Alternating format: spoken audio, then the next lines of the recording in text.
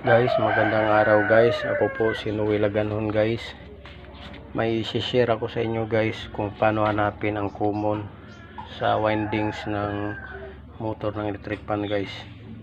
Apat lang itong guys, wires windings nya guys sa electric fan. Ang isa nito guys common ang isa nito guys. Ang tatlo nito guys number 1, 2, 3. Ito guys ipapakita ko sa inyo guys kung paano hanapin ang common. Gagamit tayo ng tester guys. Ang tester natin guys nakalagay sa 2K. Yan guys, ipapakita ko sa inyo guys kung paano hanapin ang common.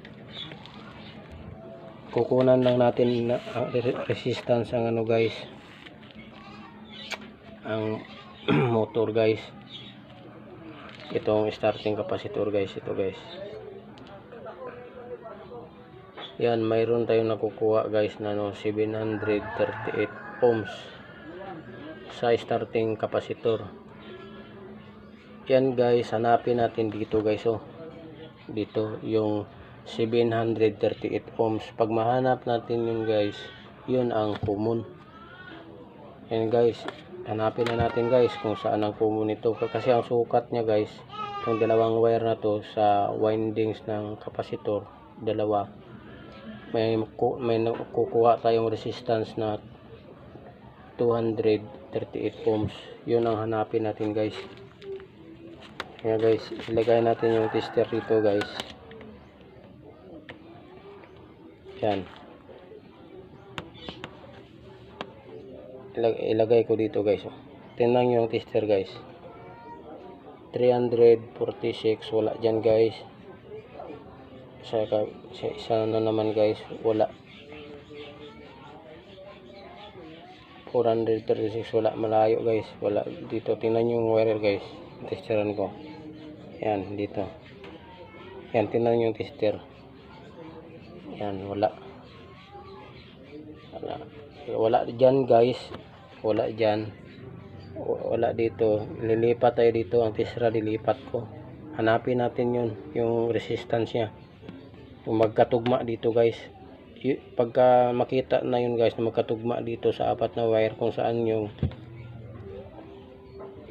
ilan ang resistance nya, yun ang common.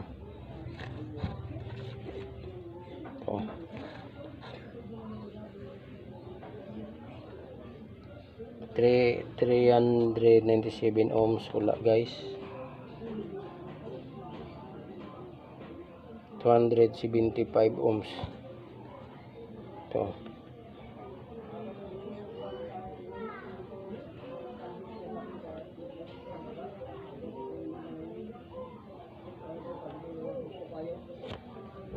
Iano natin ito guys, pag natin, nag-iba-iba kasi ang resistance nya guys Yan, pagka maano nyo guys, yan, kukunan ko to ng resistance guys. Tingnan nyo, ang reading nya guys is 737. So guys, dito hanapin natin guys sa apat na to, apat. Ayan, yan guys, yan, 737 ohms.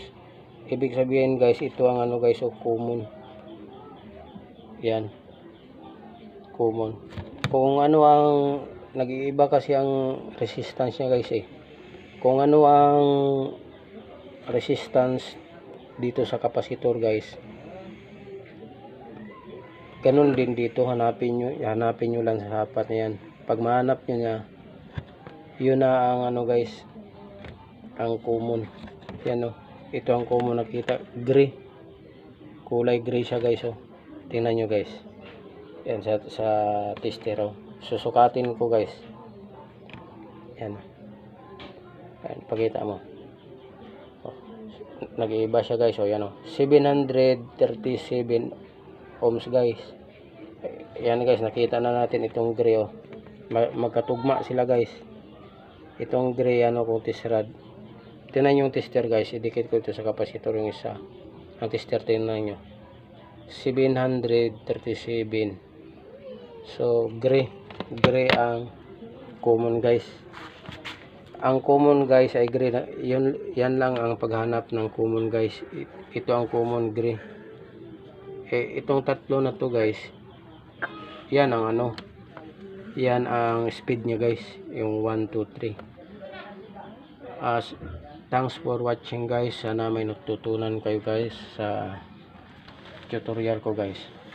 Bye bye guys.